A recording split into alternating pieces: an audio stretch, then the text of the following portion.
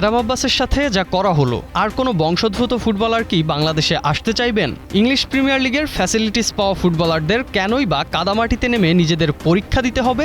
কেনই বা উন্নত টার্ফ কিংবা আধুনিক সুযোগ সুবিধা নিশ্চিত করা হয় না?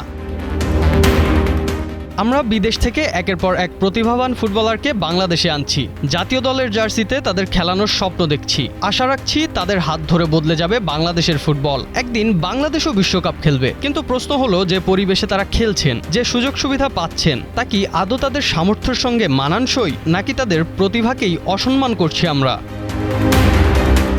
অ্যাডাম আব্বাসের কথাই ধরা যাক। ম্যানচেস্টার ইউনাইটেডের একাডেমিতে বেড়ে ওঠা এই ফুটবলার আধুনিক মাঠ ও উন্নত প্রশিক্ষণ ব্যবস্থার মধ্য দিয়েই হয়েছেন বিশ্বমানের খেলোয়াড়, অথচ বাংলাদেশে এসে তাকে অনুশীলন করতে হচ্ছে পানি কাদা মাখা মাঠে। শুধু অ্যাডাম নন, বিদেশে বেড়ে ওঠা অন্য ফুটবলারদের সামনেও একই বাস্তবতা। একজন খেলোয়াড় শুধু জার্সি পরে মাঠে নামলেই বিশ্বমানের হয়ে ওঠে না, তার প্রয়োজন হয় উন্নত প্রশিক্ষণ, আধুনিক মাঠ, দক্ষ কোচ, নিয়মিত আন্তর্জাতিক ম্যাচ আর একটি সুপরিকল্পিত ফুটবল কাঠামো। তবে আমরা শুধু পড়ে আছি বিদেশি বাংলাদেশি খেলোয়াড়দের নিয়েই, আর তাদেরও দিতে পারছি না তাদের প্রাপ্য সম্মান। দেশের অনেক মাঠের অবস্থা, লিগ ব্যবস্থাপনা, খেলোয়াড়দের সুযোগ সুবিধা সবকিছু মিলিয়ে রয়েছে বড় প্রশ্ন। এমন অবস্থাতে আমরা কি বিশ্বমঞ্চে নিজেদের মেলে ধরতে পারবো কখনো?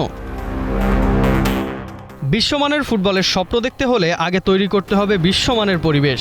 ফুটবলার শুধু প্রতিভায় তৈরি হয় না, তৈরি হয় সঠিক ব্যবস্থাপনা ও পরিচর্যায়। অ্যাডাম আব্বাসদের মতো খেলোয়াড়রা যদি নিজেদের সামর্থ্য অনুযায়ী বেড়ে ওঠার সুযোগ পান, তাহলে বাংলাদেশের ফুটবলের গল্প বদলে যেতে পারে, আর অন্যরাও পেতে পারে অনুপ্রেরণা।